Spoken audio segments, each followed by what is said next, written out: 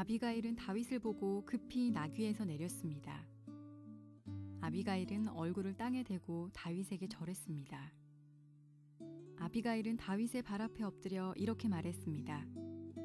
내 주여, 모든 것은 제 잘못입니다. 제발 제 말을 들어주십시오. 내 주여, 아무 쓸데없는 사람인 나발에게 신경 쓰지 마십시오. 나발은 그 이름처럼 정말 미련한 사람입니다. 하지만 당신의 종인 저는 당신이 보낸 사람을 보지 못했습니다. 그러나 이제나마 제가 당신을 만난 것은 여호와의 도움이라고 생각합니다. 여호와께서 살아계셔서 내 주 당신의 손으로 친히 피를 흘려 복수하는 것을 막으셨습니다. 이제 내 주 당신을 해하려는 자들과 당신의 원수들은 나발과 같이 될 것입니다. 당신께 선물을 가지고 왔습니다. 그것을 당신을 따르는 사람들에게 주십시오. 제 잘못을 용서해 주십시오. 당신은 여호와를 위해 싸웠으므로 여호와께서는 틀림없이 당신 집안을 든든히 세우실 것입니다. 당신이 사는 날 동안 백성들은 당신에게서 아무런 흠도 찾아내지 못할 것입니다.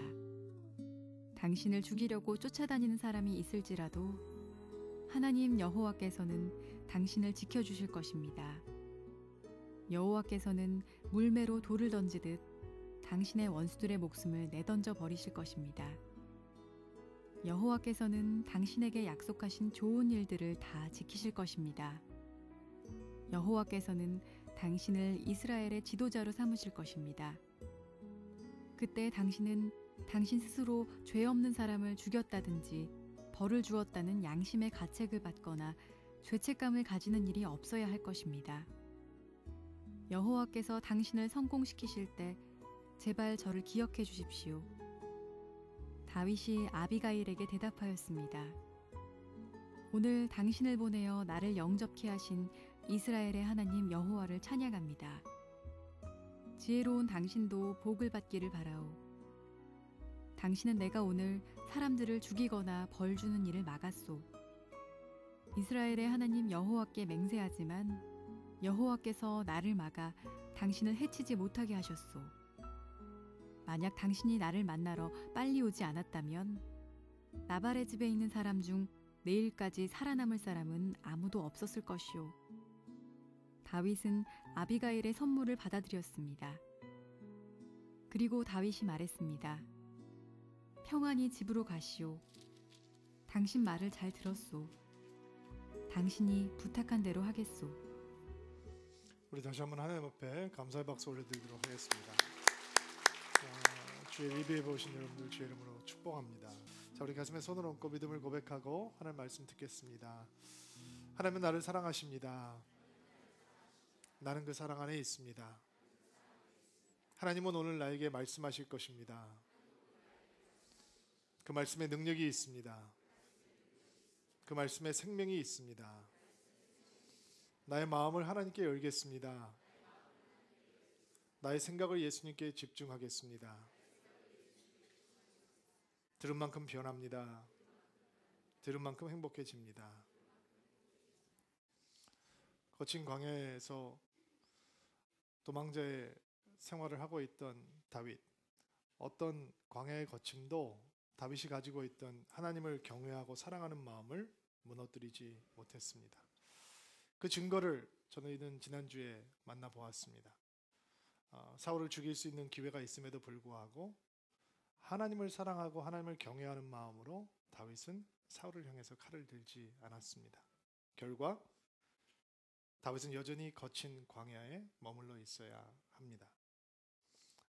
오늘 저희들이 보게 되는 25장의 내용도 또 다른 광야의 이야기입니다. 25장은 사무엘이 죽었다라고 하는 소식을 가지고 시작을 합니다. 사무엘은 다윗의 가장 큰 지지자였습니다. 시골뜨기 양치기 소년이었던 다윗을 찾아와서 하나님의 기름을 붓고 하나님께서 너를 선택하셨다라고 하나님의 원대한 계획과 영광의 미래를 보여주었던 하나님의 사자였습니다. 다윗이 사무엘의 칼을 피해서 도망쳤던 첫 발걸음은 사울을 피해 사무엘에게 도망가는 것이었습니다. 아마 사무엘과 함께 다시 한번 하나님께서 그의 인생 가운데 열어놓으실 미래를 재확인했을지도 모릅니다. 근데 그 사무엘이 이제 죽었습니다. 사무엘은 아마 다윗은 아마 이제 사무엘도 없으니까 진짜 나는 혼자인 것이구나라고 생각했을지도 모르죠. 그리고 다윗이 바란 광야로 숨어 들어갑니다. 지난주에 저희가 보았던 광야는 엔게디 광야였죠. 이번에는 바란 광야로 숨어 들어가게 되죠. 이게 무슨 얘기냐면 바란 광야는 유대 최남단 지역과 시내 반도가 만나는 경계선에 있는 지역이에요. 가장 척박하고 가장 황량하고, 그러니까 더 사람이 살 수 없는 힘든 곳으로 다윗이 숨어들었다라고 생각하시면 돼요. 사울의 칼을 피해서 그는 더 열악한 곳으로 숨어 들어갔다라는 얘기입니다. 그 근처에 나발이라고 하는 부자가 살고 있었습니다. 어느 정도의 부자냐? 많은 땅을 가지고 있었고 그가 3,000마리의 양과 1,000마리의 염소를 가지고 있는 목축업을 하는 사람이었다라고 성경은 이야기를 합니다. 그리고 오늘 다윗의 광야의 이야기는 이 나발과 그리고 그의 아내 아비가일과 연결이 되는 이야기입니다. 나발이라고 하는 사람은 어떤 사람이었냐면 3절 말씀을 보니까 무자비하고 속이 좁은 사람이었다라고 얘기를 합니다. 그 무자비하고 속이 좁은 나발이라고 하는 사람에게 아주 아름답고 지혜로운 아비가일이라고 하는 아내가 있었습니다. 어떻게 이게 가능했느냐? 여러분 상식적으로 생각해서 돈이 많으니까 그런 아내를 얻었나 보다라고 생각하시면 안 되는 거예요. 그 당시에 결혼은 어떻게 이루어졌어요? 중매로 이루어졌을까? 어레인지먼트로 이루어졌을 거 아니에요. 그러니까 이 성년이 되기 전에 너희 집 딸과 우리 집 아들을 결혼시키자라고 하는 분명히 그런 이 약속이 있었을 것이고, 아마 이 아비가일이라고 하는 아름다운 여인을 아내를 얻을 수 있었던 이유는 아마 당시 그런 결혼 풍습 때문이었을 거예요. 성경에서 나발은 무자비하고 속이 좁다라고 얘기하고 있는데 개역 성경은 그것을 완고하고 행사가 악했다라고 번역을 했어요. 이 완고하다라고 하는 단어는 혹독하고 뻔뻔하고 고집이 세다라고 하는 의미의 단어인데, 여러분 출애굽기를 이렇게 읽다 보면 도무지 회개하지 않고 뉘우칠 줄 모르고 돌아오지 못하는 이스라엘 백성들을 향해서 하나님께서 이스라엘의 목가 곧다라고 얘기하죠. 목이 곧다라고 얘기를 하거든요. 그 목이 곧다는 표현과 여기서 나발을 얘기하고 있는 완고하다라고 하는 표현이 같은 의미예요. 그러니까 나발이라고 하는 사람은 어떤 사람이냐? 재산이 많은데 아주 완악하고 목이 곧고 교만하고 사악한 사람이었다라고 생각하시면 돼요. 당시 양을 치고 있는 사람들에게는 가장 큰 축제는 양의 털을 깎는 날이었어요. 농부들이 추수를 거둬들이는 것처럼 목축을 하는 사람들은 양의 털을 깎을 때가 마음이 가장 풍요로워지는 때예요. 1년 동안의 힘든 일들을 다 그 노고를 치하할 수 있는 시간이기도 하고 잔치가 벌어지는 날인 거죠. 그리고 다윗이 거친 광야에서 숨어서 살고 있다가 그 지역의 거부였던 나발이라고 하는 사람의 집에서 양털을 깎는다라고 하는 소식을 듣고 사람들을 보내요. 사람들을 보내는 이유는 무엇이냐? 다윗이 몹시 빈곤한 삶을 살고 있어요. 밥도 제대로 먹지 못했을 거, 식량이 넘치는 것도 아니고 식솔이 400명에서 600명으로 늘어났고, 그것은 남자 숫자만이에요. 남자보다 훨씬 더 밥을 많이 먹는 여자와 아이들은 더 많을 것이고 늘어났어요. 그런데 굉장히 빈곤하게 살고 있는 것이죠. 그런데 소식이 들려와요. 양털을 깎고 있다. 그리고 다윗은 이 빈곤하게 살고 있는 중에 자기의 식솔들에게 고기라도 오래간만에 먹게 해주고 싶다라고 하는 마음으로 자기의 군사들을 보내서 우리가 그동안 당신 지역에서 살고 있으면서 우리가 있을 때 당신의 양과 염소를 도둑질 당하지 않았고 누구도 당신의 양들을 노략질하지 않았고 당신의 목자들을 해하지 않았고 피해를 주지 않았으니 당신의 잔칫날 이제 우리가 당신을 선대했으니까 우리를 선대해서 먹을 것과 잔치 음식을 좀 나눠주십시오 라고 부탁을 하게 했던 것입니다. 나중에 이 나발의 목자들이 다윗에 대해서 뭐라고 간증하고 있는 장면이 25장에 등장을 하냐면, 그들이 우리와 함께 있을 때 그들은 우리를 해하지 않았습니다. 오히려 그들은 우리의 보호자가 되어서 우리의 담 같은 존재가 되었습니다. 그들이 있었기 때문에 우리가 누구한테도 해를 당하지 않고 편안하게 양들을 먹이고 염소를 칠 수 있었습니다 라고 이야기를 해주는 장면이 나옵니다. 이게 문화적으로 보면 이런 잔치가 벌어질 때 그 지역 그 문화적으로 봤을 때 그동안 신세를 졌던 사람들에게 조금의 선대를 베푸는 것은 너무 당연한 일이었고 그것을 요구하는 것도 이상한 일이 아니었다는 거예요. 다윗이 조금만 음식을 나누어 주십소라는 것을 마치 조폭이 시장에 가서 그동안 우리가 너희를 보호해 주었으니까 좀 보호비를 내라라는 것으로 생각을 하면 안 되는 거예요. 그 당시에 문화로 봐서도 그렇고 정서로 봐서도 그렇고 요구하는 것도 베푸는 것도 전혀 이상하거나 특별한 일이 아니다라는 것으로 여러분들께서 생각을 하셔야 돼요. 그리고 지금 다윗이 사무엘이 죽었기 때문에 몹시 영적으로 공고해져 있을 뿐만 아니라 도망다니는 삶에 지쳐 있었고 늘어있는 식솔들을 먹이기에도 버거운 상황에서 굉장히 가난하고 궁핍한 상황에서 그 한날 양털을 깎는 잔치날에 조금 기름진 음식을 자기의 식솔들에게 먹이고 싶다라고 하는 목자의 마음이 있었다라는 것도 이해하셔야 돼요. 나발이 어떻게 거기에 반응을 하느냐? 10절 11절 읽어주시겠어요? 시작.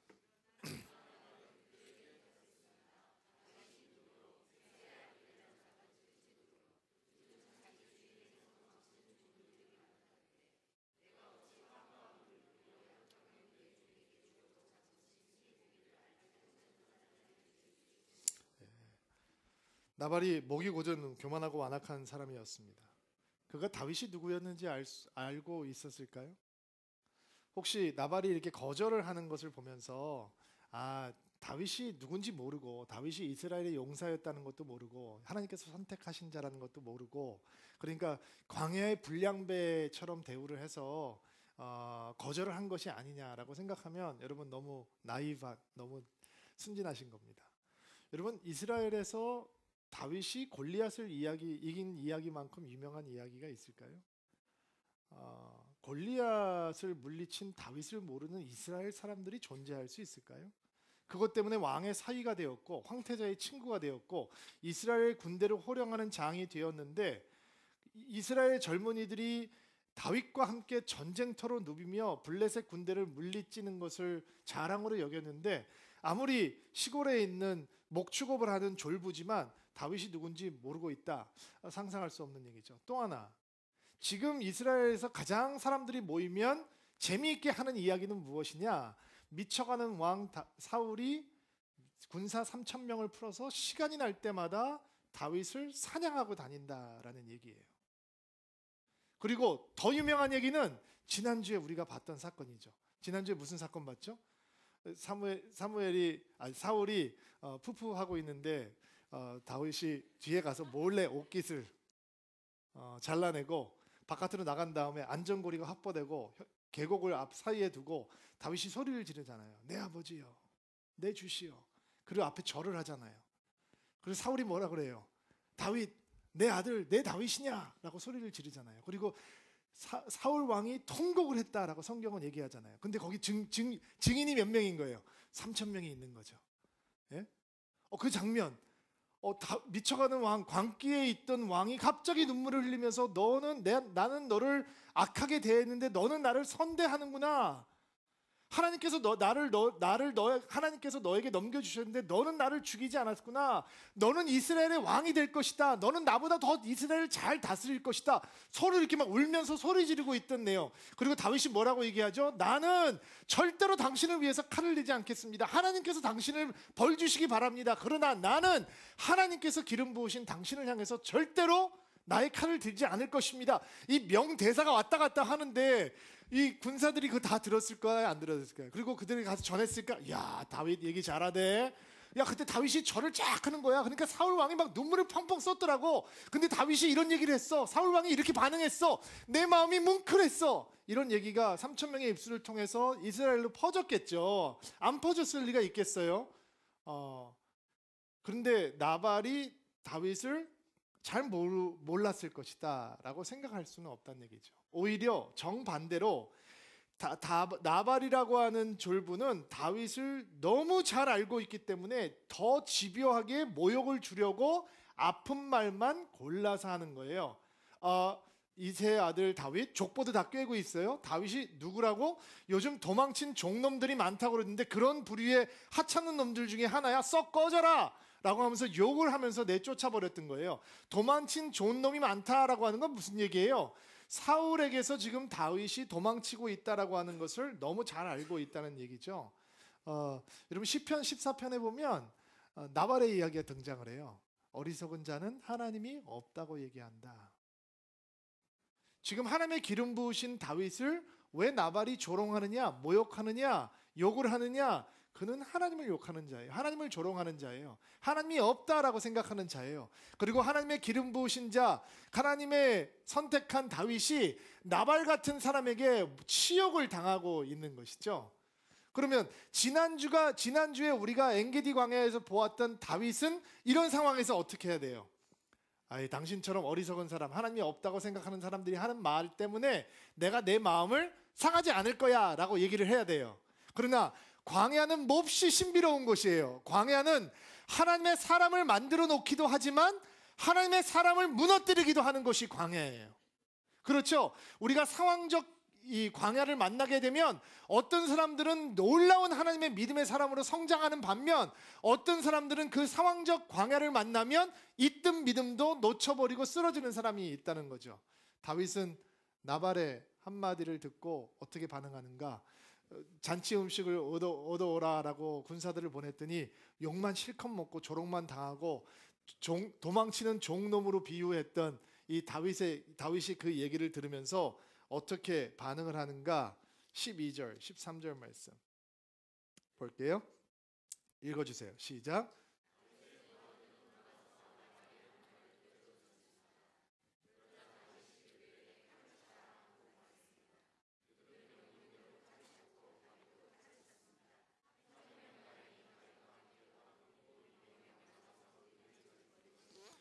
다윗의 분노가 폭발해요. 그동안 쌓아왔던 거 폭발하지 못했던 게 그냥 터진 거예요. 완전히 터져버리는 거죠. 그렇게 집요한 사울의 추격 속에서도 고귀한 아름다운 영성을 찾을 수 있었던 다윗이었는데 나발 앞에서 이성을 잃고 복수심으로 가득해지기 시작했어요. 여러분, 다윗을 무너뜨리기 위한 이 사단의 계계는 이렇게 집요했어요. 언제는 사울을 죽일 수 있는 기회를 열어놓고 다윗을 유혹하죠. 다윗이 그 기회를 잡지 않아요. 그 기회를 잡는 대신 다윗은 외롭게 하나님과 함께 광야에 머물겠다라고 생각을 해요. 근데 이번에는 이 졸부 하나 때문에 자신의 빈곤함, 궁핍함, 초라함, 자기 처지를 조롱하고 모욕하고 이 욕하는 악인을 만나면서 그동안 참아왔던 게 터져버리게 되는 것이죠. 상황이 좋았으면 이런 목이 굳은 나발 같은 사람들, 길거리에 있는 돌뿌리 같은 사람을 넘어갈 수도 있겠지만 지금 다윗의 상황이 좋지 않거든요. 그리고 나발 앞에서 다윗이 무너져 내리는 거예요.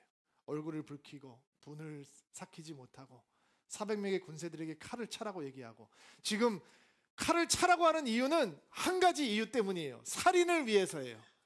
지금 나발을 죽이겠다라는 것으로 직성이 풀리지 않아서 나발 집에 있는 모든 사람들을 도륙하겠다라고 하는 마음을 갖고 칼을 차라라고 얘기하고, 그동안 한이 맺히고 원통한 400명의 이 군사들도 싸나운 사람들 400명은 골랐을 것 같아요. 터질 것 같은 사람들, 툭 건드리면 그냥 폭발할 것 같은 사람들만 골라서 나발의 집을 향해서 피부림을 하기 위해서 가는 것이죠. 여러분, 나발을 향해서 칼을 드는 건 믿음이 아니에요. 기억하셔야 돼요. 나발을 이기는 건 승리가 아니에요. 나발과 함께 싸우는 건 믿음의 사람들에게 모욕이에요. 나발을 향해서 칼을 휘두르는 건 오점이에요. 근데 지금 다윗이 그것을 볼 수 있어요, 없어요? 없어요.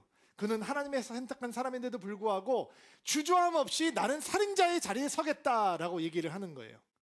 그냥 놔두면 다윗은 평생 지우지 못하는 오점과 치욕을 그의 삶에 갖게 되는 거죠. 그런 살인자가 되는 거예요. 아니, 살인마가 되는 것이죠. 함께했던 그 원통한 400명의 사람들에게조차 그들을 살인자로 만들어 버리는 것입니다. 광야에서 다시 찾아온 치명적인 유혹이었습니다.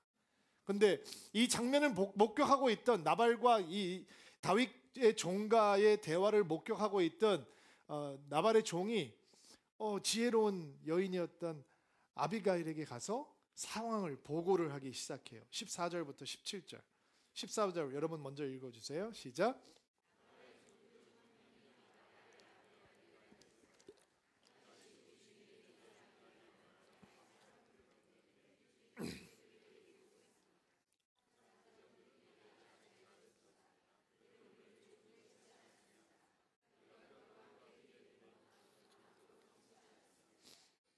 그들은 밤낮으로 우리를 보호해 주었습니다. 우리가 양떼를 지키고 있을 때 우리의 담이 되어 주었습니다.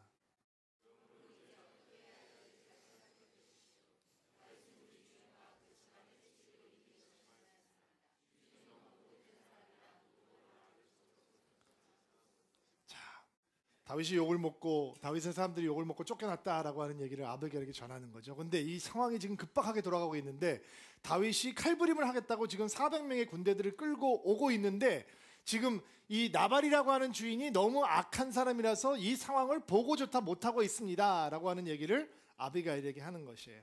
아비가일이 어떻게 행동을 하느냐, 먼저 막 씩씩거리고 오는 사람들에게 밥을 먹기 위해서 막 음식을 준비하고 잔뜩 음식을 싸서 먼저 하인들에게 보내요. 그리고 자기도 사태를 수습하기 위해서 나귀를 타고 가기 시작해요. 그리고 다가오고 있는 다윗과 그의 군대를 산골 깊은 곳에서 만나요. 가봤더니 무슨 얘기를 하고 있냐, 다윗이 이런 얘기를 하고 있어요. 다 필요 없다, 관둬라, 시끄러.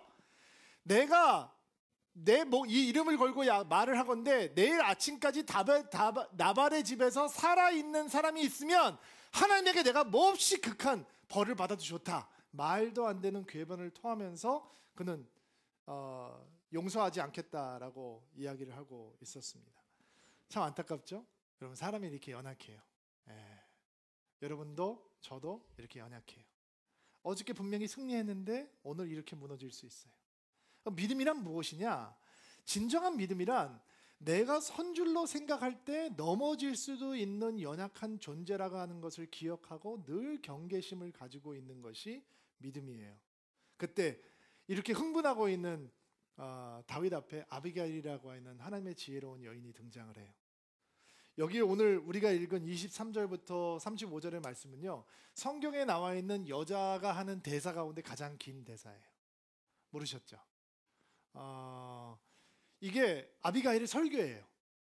하나님의 마음에 합한 사람, 하나님께서 선택하셨던 사람, 하나님의 기름 부으셨던 사람, 이스라엘의 영웅이었던 사나이, 그 사나이를 향한 연약한 여인의 하나님의 말씀을 대언하는 장면이 오늘 우리가 읽었던 본문이에요.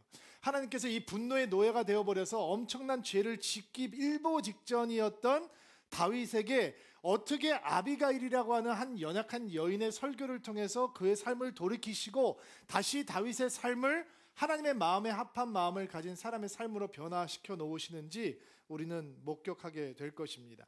24절부터 26절 말씀 읽어볼게요. 시작. 아비가일은 다윗 발 앞에 엎드려 이렇게 말했습니다. 내 주여, 모든 것은 내 잘못입니다.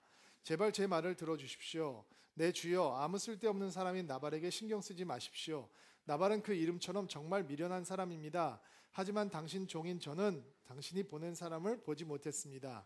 그러나 이제나마 제가 당신을 만난 것은 여호와의 도움이라고 생각합니다. 여호와께서 살아계셔서 내 주 당신의 손으로 친히 피를 흘려 보자는 것을 막으셨습니다. 이제 내 주 당신을 해하려 하는 자들, 당신의 원수는 나발과 같이 될 것입니다. 자, 하나님께서 분노의 노예로 전락해버린 다윗을 어떻게 다시 돌려놓으시느냐? 아비가일을 통해서 아비가일이 지금 다윗이 행하려고 하는 일, 바로 다윗이 행하려고 하는 살인 행각을 향해서 하나님의 지혜의 빛을 비춰주시는 거예요. 지금 다윗이 이성을 잃었어요.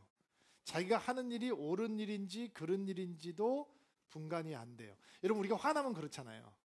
화나면 왜 이 얘기하면 분명히 상처가 될 텐데도 일부러 그 얘기를 하고, 그렇게 행하면 분명히 내가 나중에 감당을 못할 건데도 그렇게 행동을 해버리고 하잖아요. 지금 다윗이 그런 상태이거든요. 근데 하나님께서 다윗을 보호하시기 위해서 하나님의 지혜의 빛을 아비가일을 통해서 다윗이 지금 행하려고 하는 나발과 그 집의 사람들을 죽이려고 하는 일이 어떤 일인지를 이 서치라이트를 비춰주시 보여주심으로 그를 막아주시는 것이죠. 지금 아비가일이 무슨 얘기를 하고 있는 거냐면 당신은 지금 복수하려고 있습니다. 그러나 복수 갚는 일은 당신의 일이 아닙니다. 그것은 하나님이 하시는 일입니다. 하나님께서 하실 일을 당신이 하면 당신은 하나님의 영광을 보지 못할 것입니다. 당신은 하나님의 기름 부으신 자입니다. 그러므로 당신은 하나님으로부터 멀어지는 일을 하시면 안 되고 하나님과 가까이 가는 일을 해야 합니다. 나발은 미련한 자입니다. 여러분, 나발이라고 하는 이름의 뜻이 바보라는 뜻이에요. 그러니까 이게 본명은 아닐 것 같아요. 부모가 자식을 낳고 바보, 미련한 자라고 이름을 짓는 부모가 과연 있을까? 너무 미련하니까 사람들이 나발이라고 부르는 것이 아닐까라는 생각이 들어요. 나발은 이름처럼 어리석은 바보입니다. 이 어리석은 바보, 하나님이 없다고 생각하는 그 바보 때문에 당신이 하나님께서 하실 일을 가로채서 하는 어리석은 일을 하지 마십시오. 다시 한번 하나님 그 일은 하나님께 맡겨두시고 하나님을 신뢰하십시오. 의지하십시오. 하나님의 축복을 차버리지 마십시오. 라고 하는 설교를 하고 있는 것이죠. 여러분, 나발을 대항해서 싸우는 것은 믿음이 아니에요. 나발을 향해서 분을 쏟아내는 건 정의감도 될 수 없어요. 지금 다윗이 하려는 일은 하나님께로 가까이 가는 길이 아니라 하나님으로부터 멀어져 가는 길이에요. 근데 다윗이 그 상황의 급박함 때문에 흥분이 되어서 그것을 잊고 있었어요. 근데 아비게일이 하나님의 지혜의 빛을 거기다 비춰주는 거예요. 이거 하면 당신은 하나님으로부터 멀어지게 되는 것입니다. 여러분, 우리가 하려고 하는 일 가운데 이렇게 하나님의 지혜의 비춰준다면 우리의 삶은 급박하게 변화할 수 있을 것입니다. 우린 다른 사람들에게 상처를 주는 말들, 상처를 주는 일들, 관계가 깨어지는 사건들을 미연에 막을 수 있을 것입니다. 자, 27절도 볼게요. 27절부터 29절 말씀 읽어주시겠어요? 시작.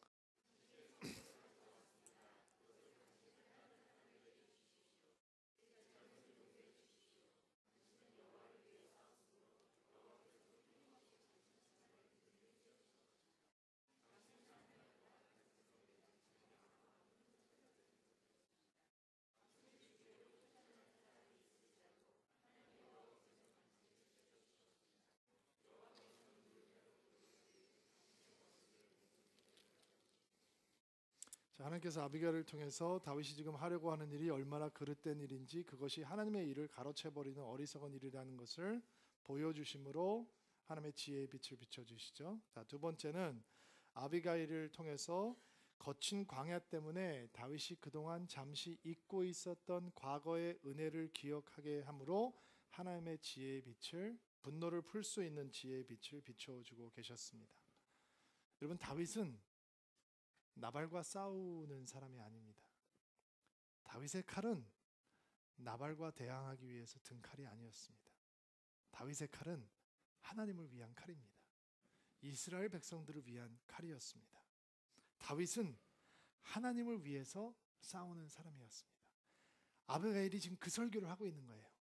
당신은 여호와를 위해서 싸워오셨습니다. 그러므로 당신을 세울 분은 당신의 칼이 아니라 여호와이십니다. 지금 도망자의 생활을 하고 있습니다. 그러나 29절 말씀을 보면 여호와께서 당신을 지키실 것입니다 라고 쉬운 성경은 번역을 했는데, 개역 개정판을 보면 조금 더 자세하게 번역이 되어 있어요. 29절 개역 개정판으로 한번 읽어볼게요. 읽어주세요. 시작.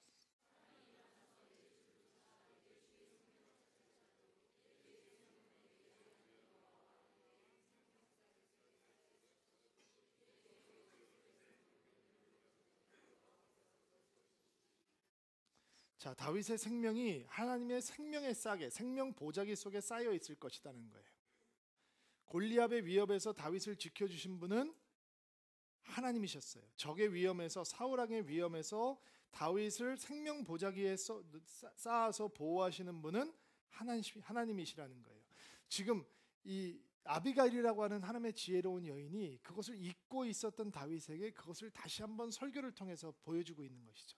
잊지 마십시오. 당신의 보호자는 하나님이십니다. 그리고 다윗이 들으면 흥분되는 단어, 물매라고 하는 단어, 그의 운명을 바꿔놓았던 그 물매라고 하는 표현을 써서 당시의 원수의 생명을 물매를 던지듯이 여호와께서 던져버리실 것입니다 라고 하나님께서 그동안 다윗을 어떻게 인도하셨는지를 다시 한번 확증시켜 주고 있는 것이죠.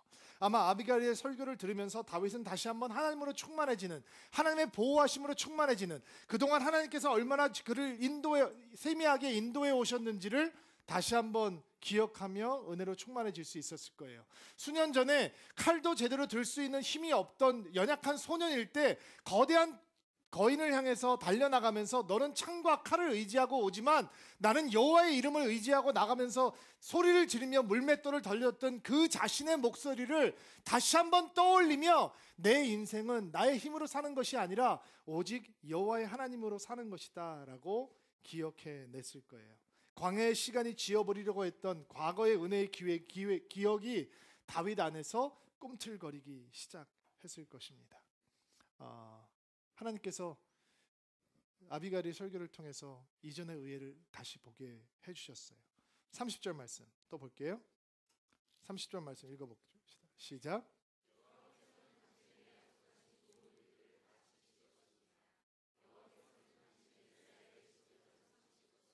자, 또 하나 생각해 보고 싶은, 하나님께서 아비게일을 통해서 이 분노의 노예가 되었던 다윗을 어떻게 이 분노로부터 자유케 하시는지 볼 수 있는 좋은 지혜의 모습은, 아비게일이라고 하는 지혜로운 여인이 이 빈곤한 광야 속에서 전혀 느낄 수 없었던 영광된 다윗의 미래를 기억하도록 하나님의 지혜의 빛을 비춰주고 있다라는 것입니다.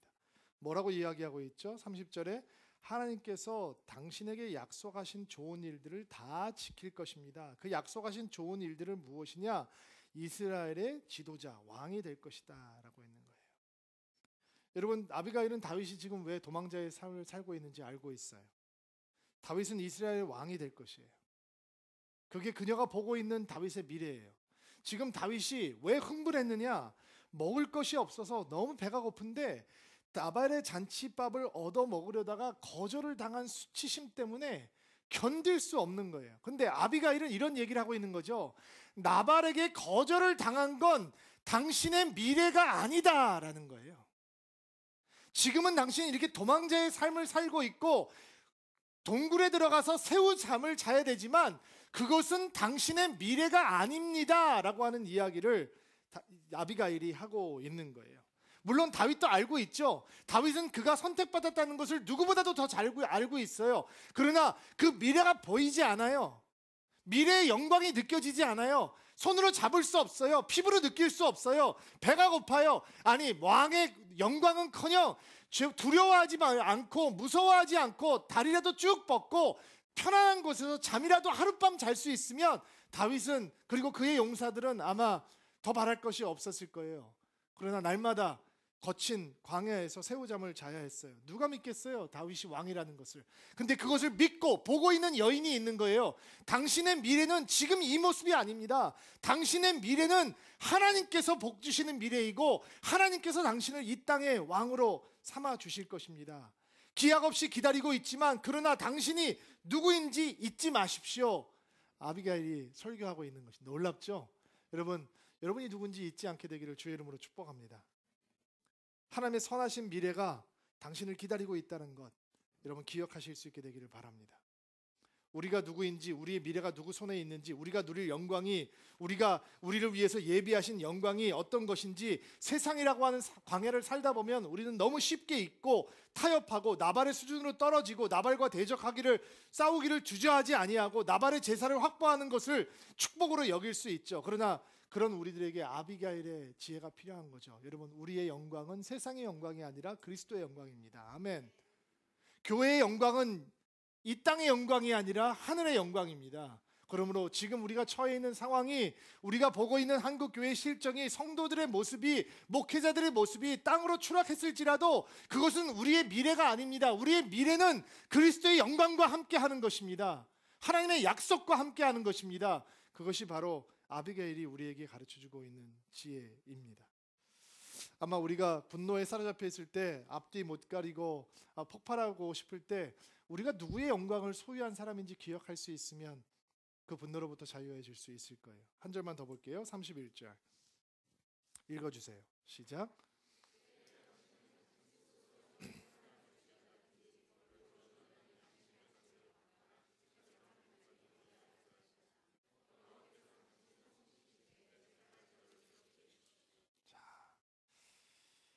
아비가일이 분노한 다윗에게 어리석인 나발로 시작된 분노가 다윗의 미래의 삶에 얼마나 치명적인 오점을 남길 수 있는지 가르쳐 줌으로써 다윗의 분노를 멈출 수 있는 하나님의 지혜의 빛을 비추고 있습니다. 나발을 죽이는 것은 승리가 아닙니다. 그것은 불명예입니다. 나발을 치는 것은 하나님의 은혜를 나눌 수 있는 간증이 될 수 없습니다. 그것은 믿는 사람들에게 치욕이 되는 것입니다. 나발의 이야기는 다윗의 미래에 등장할 필요가 없는 하찮은 일입니다. 길가리 돌뿌리와 같은 것이어서 걷어차면 자기만 다치게 되는 것입니다. 과연 다윗의 불같은 분노를 이 아비가일이라고 하는 여인이 녹여낼 수 있을 것인가? 기가 막힌 사실은 다윗이 이 얘기를 듣고 칼집에 넣고 멈췄다는 것입니다. 당신을 나에게 보내주신 여호와 하나님을 찬양합니다. 당신이 아니었다면 나발의 집이 내일 아침에 살아있는 사람이 한 명도 없었을 텐데 하나님께서 그 무고한 피를 흘리지 않게 하셨으니 감사합니다. 돌아가십시오. 당신이 얘기한 대로 나는 그들을 죽이지 않겠습니다. 여러분, 다윗이 광야에서 다시 한번 하나님의 목소리에 집중합니다. 놀라운 하나님의 영성입니다. 다윗이 아름다운 영성을 가지고 있는 이유는 칼을 차고 콧김을 내뿜으면서 달려가고 있는데 하나님의 소리가 들려오니까 그 하나님의 소리를 붙들고 자기의 분노를 내려놓습니다. 또 다른 다윗의 승리였습니다. 겨우 사태를 무마한 아비게일이 집에 와보니까 남편 나발은 뭐하고 있느냐? 술이 취해서 양털을 깎고 술이 취해서 기분이 좋아서 잔치를 하고 난리입니다.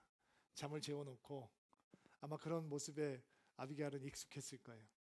술 깨고 그 다음날 아침에 북엇국 끓여주고 다윗과 무슨 일이 있었는지 당신 잡으러 다윗이 400용사를 데리고 오는데 내가 가서 다 막아놨어 얘기를 하니까 나발이 너무 무섭고 두려워서 심장이 돌처럼 굳어버렸습니다.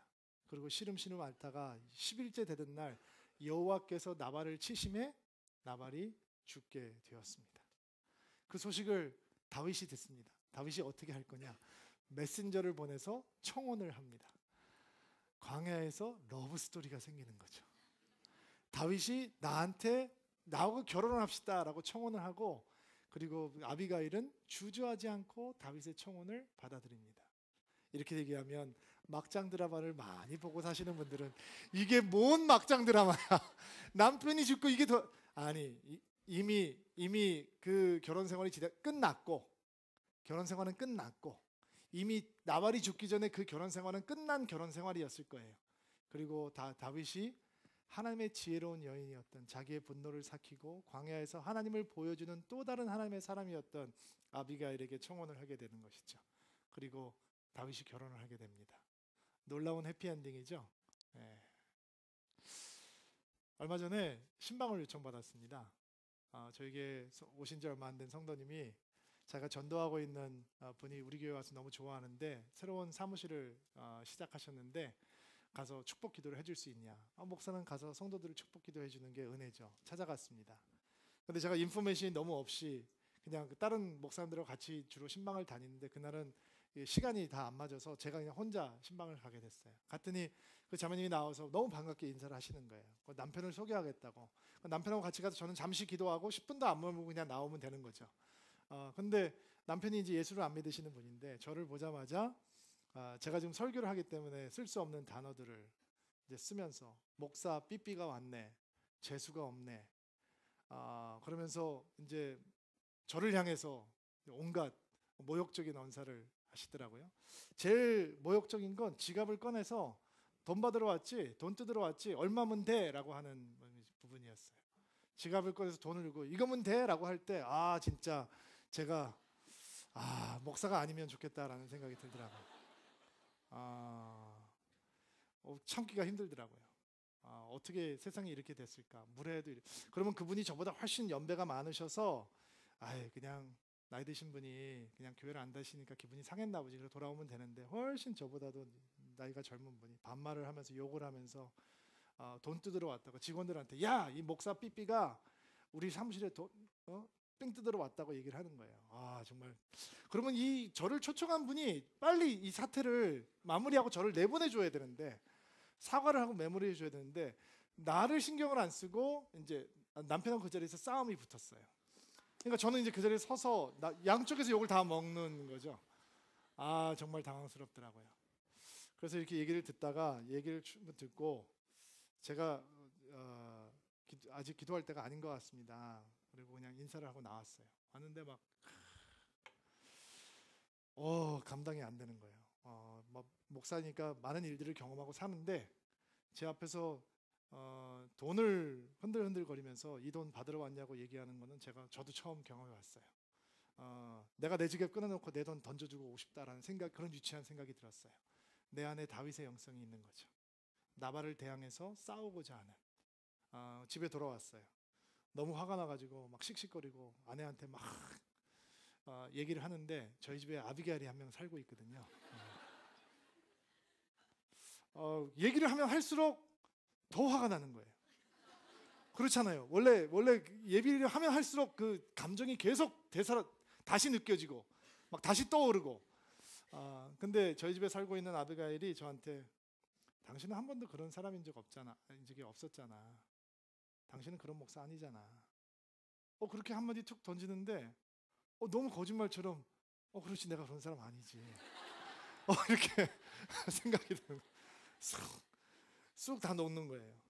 여러분, 아비게일이 필요 없는 사람은 없어요. 여러분도 저도 아비게일이 옆에 있어야 해요. 우리가 살고 있는 사랑하는 조국 대한민국을 봅니다. 깝깝해요. 그래서 나발처럼 험한 얘기를 하고 싶어요. 그러나 상황은 풀리지 않습니다. 이 땅이 필요한 건 거친 얘기를 품어내는 나발이 아니라 하나님의 지혜를 품어줄 수 있는 아비가일입니다. 우리 부부가 함께 있는 분들은 아내 얼굴 보세요. 오늘 축복하세요. 나의 아비가일, 사랑하는 여인이 될지어다. 제가 여러분에게, 여러분이 저에게 아비가일이 될 수 있다면 거친 광야에서 또 다른 승리와 아름다운 하나님의 영성을 품는 다윗의 인생으로 변할 줄로 믿습니다. 오랫동안 앉아 계셨는데 한번 일어나시겠어요?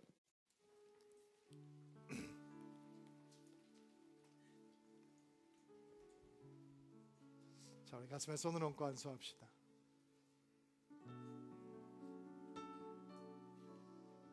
하나님,